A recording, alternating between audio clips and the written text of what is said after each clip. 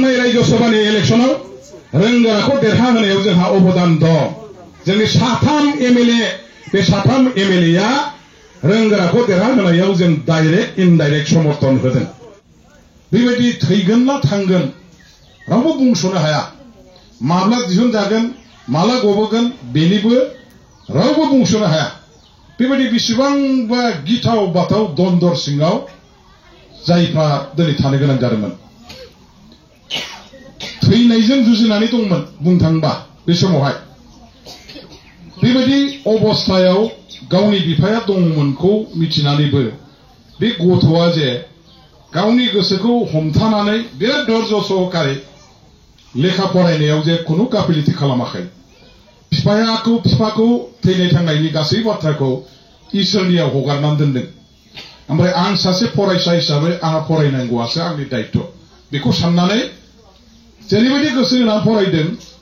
बे एथ' गिदिर बिपदनि थासारिनि गेजेरावबो थानानै बेखौ थारैनो जोङो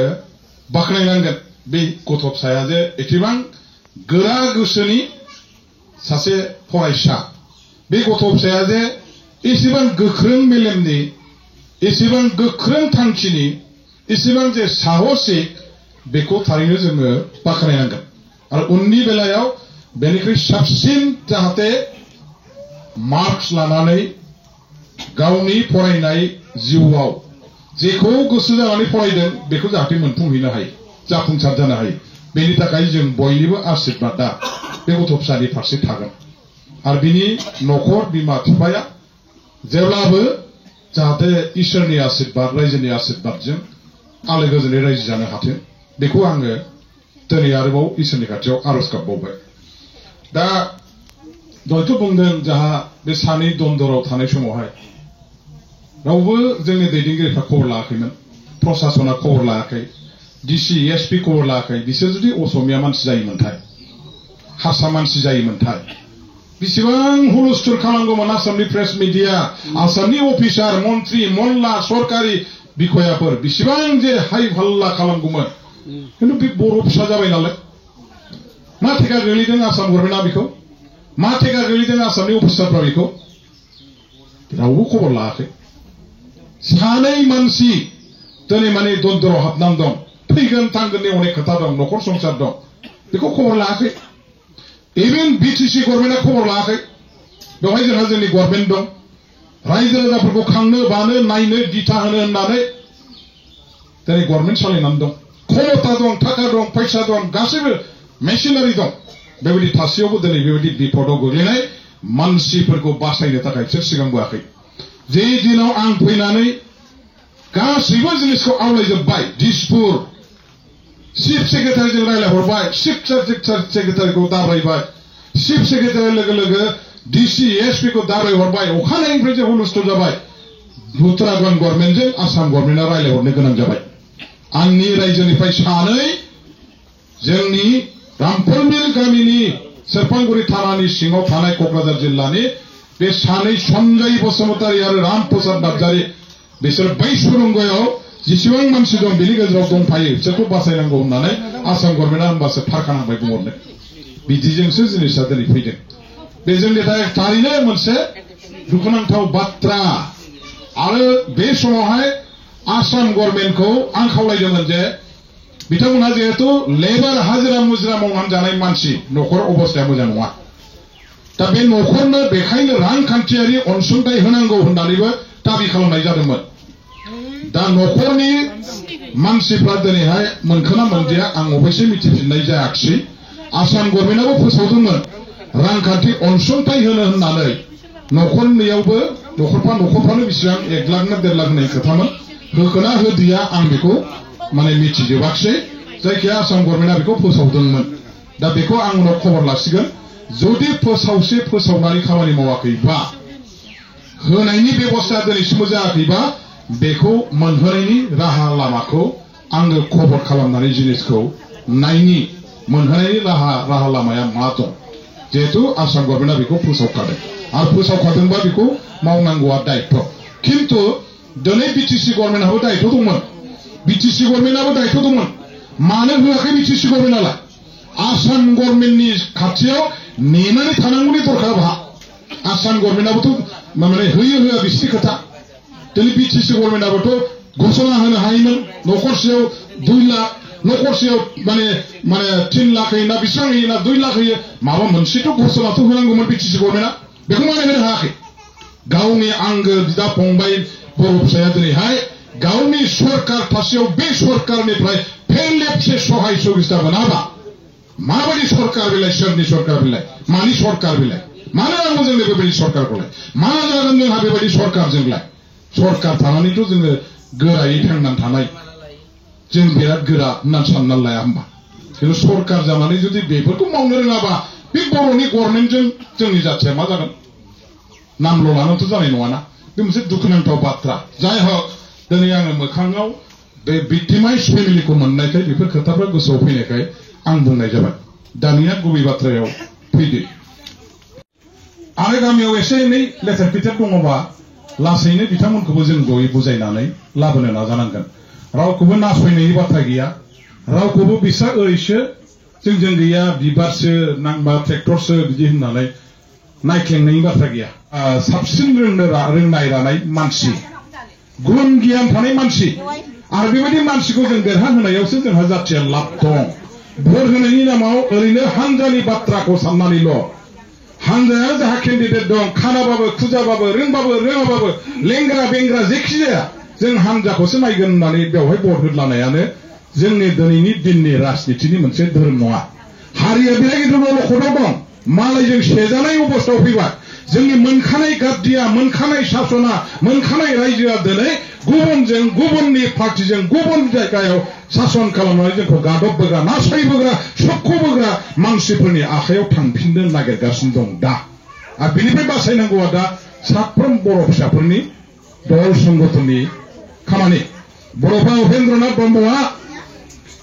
दिसपुरनि सासक गस्थिनि मानसिफोरनि आखाइनिफ्राय बर' जातिखौ मुक्त खालामनो थाखाय बिथांमोननि शोषण खालामनाय दमन खालामनाय अत्याचार खालामनाय नासयनाय जोंखौ लाजि फोनांनायनिफ्राय बारग' होनो थाखाय बर'खौ बर'आनो शासन खालामगोन जोंनि ओनसोलखौ जों बर'फ्रा शासन खालामगोन बेनि थाखाय जोंनो आलादा रायजो बड'लेण्ड नांगौ होननानै दुलाराय बर' जातिखौ लानानै आन्दोलन खालामबोदों बे आन्दोलननि गेजेरजों दिनै जोङो गमामायैनो दिसपुरनि सासक गस्थिनि मानसिफोरनि आखाइनिफ्राय बारग'नो हानाय जाबायमोन बिटिसि दानायनि गेजेरजों खिन्थु दिनै मा जाबाय जोंनि माखासे राजनैतिक नेताफोर जायफ्रा क्षमताखौल' सिन्ता खालामबाय पावार एन्ड मानि थाखा आरो गोहो बेखौल' सिन्ता खालामबाय जाति दानायनि राजनितिखौ बावगारबाय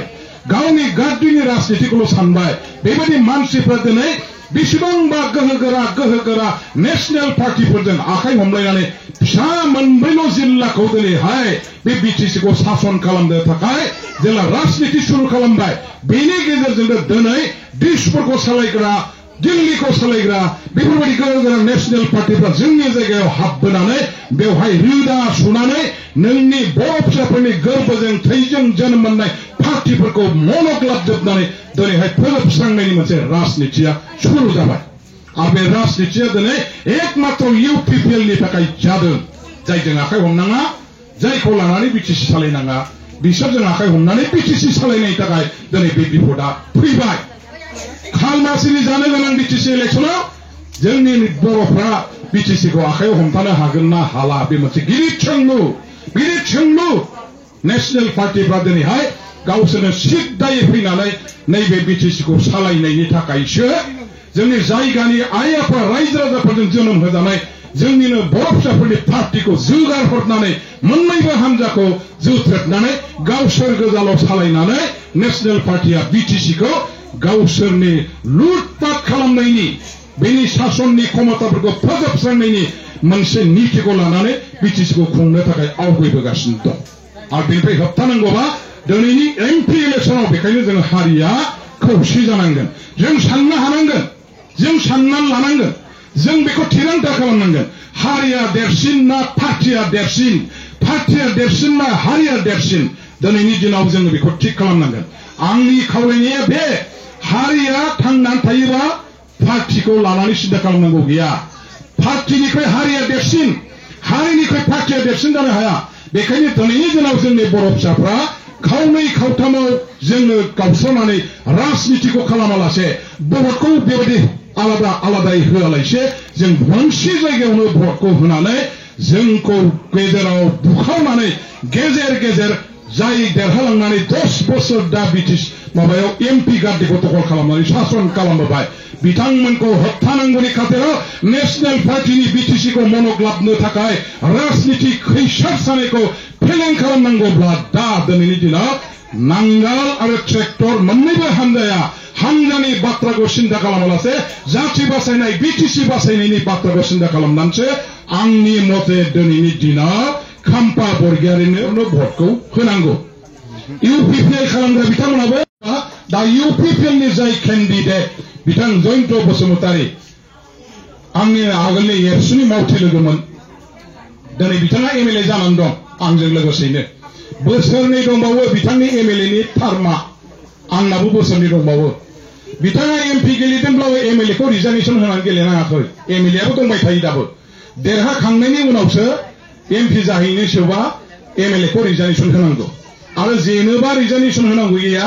एमएलए हिसाबै थाफिनगोन गतिके बिथाङा जिहेतु एमएलए खा जेनबाबो बिहा लस गैया एमपिआव जेनब्लाबो लस गैया एमएलए हिसाबै थाखागोनबा होमबा एमएलए हिसाबै बिथाङा दिसपुराव थाबाय थाथों आरोबाव सोलोंबावथों आरोबाव रोंबावथों आरोबाव क्वालिटि डेभेलप खालामथों बेखायनो दिनैनि दिनाव इउपिपिएलनि दैदेनगिरि जोंनि मावथि लोगोफोर जायफोर दङ बिटिसिनि जोंहा सासन खुंगिरि बिथांमोन दङ बिथांमोनहा गावसोरनि रायजोफोरखौ मोनसे निर्देश होनाया दरकार दं जों दिसपुरनि सासनकर्ताफोरनि बोसोनजों बिथांमोननि थिननायजों जों खामानि मावनो नाङा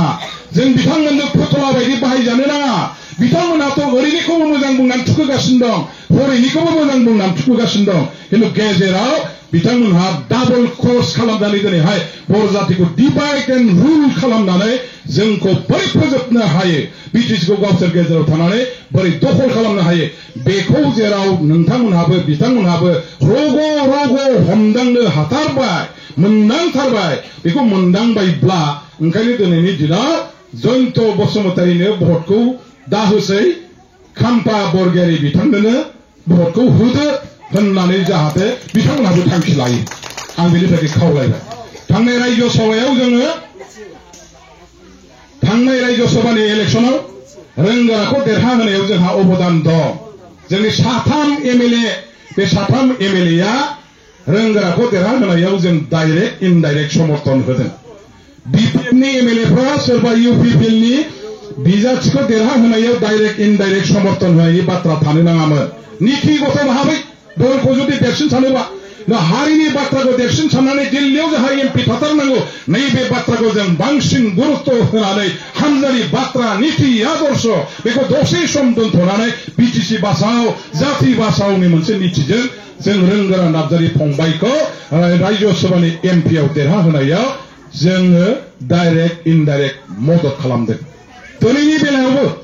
सानै जोंनि आंगो बर' फिसाखौ एमपि दिल्लीयाव फाथायहरनांगौ रायजो सभायाव थाखाहैबाय सासे दा लकसभायाव सासे आरोबाव हरबावनांगौ बेखौ खालामनांगौबा बेखायनो जोंनि बे मोजांसे बर'फ्रा खावनै हान्जायाव गावस्रायालासे मोनसेयावनो जमा जानानै भटखौ होनानै दिनैनि दिनाव हिरा सरनियामोन बायदि मानसिफोर देरहानानै थांनाय लामाखौ बन्द खालामनांगौ नङाबा मा जागोन खावसेया नांगोलजों खावसेया ट्रेक्टरजों थाङोबा आरोबाव गुबुन हारिफ्रा मोनसे भटआव ज' जाजोबनानै जोंनि गावस्रानायनि खाबु लानानै बिसोर खनसेबाव आरो देरहागोन 15 बोसोरनि थाखाय आरोबाव जोंनि खर'नि राजमुकुटखौ गाननानै जों जिरायनाय राजगाद्दियाव बिसोर जिरायनानै जोंखौ आसि बिमा खोन्थानानै सासन खालामगोन बेखौ जों जाहोनाया थिग नङा बेखायनो जों गासैबो सोमावसारारि नेतासो हाग्रामा महिलारियानो होन आदा इउजि ब्रह्मआनो होन जोंहा प्रमद फंबायानो होन लरेन्स फंबायानो होन जयन्त बसुमतारी फंबायानो होन आंनो होन जों दिनै जातिनि खोथाखौ सिन्था खालामाबा सोर सिन्था खालामगोन बिटिसि दाग्रा जाति दैदेनग्रा आन्दोलनकारि बे नेताफ्रा दिनै राजनितियाव थानानै हारिनि बाथ्राखौ सिन्था खालामाबा सोर सिन्था खालामबावगोन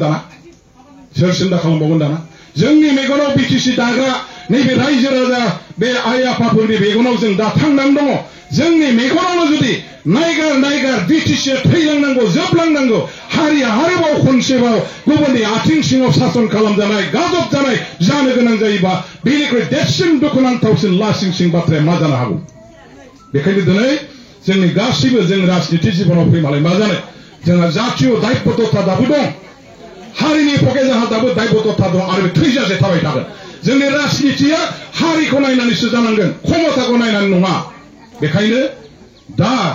हारिनिख्रुइ राजनितिया देरसिन नङा राजनितिया हारिनिख्रुइ माने खुनु प्रकारे देरसिन जानो हाया हारियासो राजनितिनि देरसिन बे खारनाव दिनैनि दिनाव जोंहा थैनाय थांनायनि मोनसे दावहा हिसाबै बे दावहायाव जोंनि हारिखौ देरहाहोनांगौनि थाखाय मोनसे जायगायाव ज' जानांगौ आरो बे जाबाय नांगाल बे नांगालाव भटखौ होनांगौ मानो होनोबा जयन्त बसुमतारीनो भट होआलासे बिहा जेनोबाबो जेबो लस गैया बे एमएलए हिसाबै थाबाय थागोन 2 बोसोर एमएलए हिसाबै दं एमएलए हिसाबै थाबाय थागोन बेहाय जेबो लस गैया बेखायनो आंना खावलायनाया बिसो मोजां जा गाज्रि जा आं जेब्लाबो हारिनि बाथ्राखौ सिन्था खालामनानै बयखौबो ज' खामानि मावलायनायखौनो हास्थायबोबाय थादों आरो उनावबो हास्थायबाय थागोन दा बे खारनाव दिनै आइफोर आफा रायजो राजाफोर नोंना गोदाव सोराव जानो गोनां जेबो गैया बिटिसि बासायनांगौ हारिखौ बासायनांगौ मोनखानाय क्षमताया मोनखानाय रायजोआ गुबुनजों सेजानानै गुबुननि आखायाव थांनानै गुबुनजों सासन खालामजानानै गुबुननि सासननि आथिं सिङाव नोंनि न'आवनो नोंनो गुबुनजों नोंनि न'खौ सेनानै बे न'नि बिगोमा गुबुना जाफैनानै नोंखौ सासन खालामोबा नों बेखौ बोरै सहायनानै थानो हागोन लासिं सिंनो दुखु गोनां बाथ्रा बियो दा बेनिख्रुइ बांसिन दुखु गोनां हारियाव जेबो फैनाय नङा बेनिफ्राय बारग'नायनि मोनसेल' लामाया जाबाय देग्लायनि एमपि इलेक्सनखौ जों जयैनो मोनसे गाव भट होनानै देरहाहोनांगौ आं बेखिनिखौ खावलायबाय गोबांथार बाथ्रा खोथाखौ आरो बुंला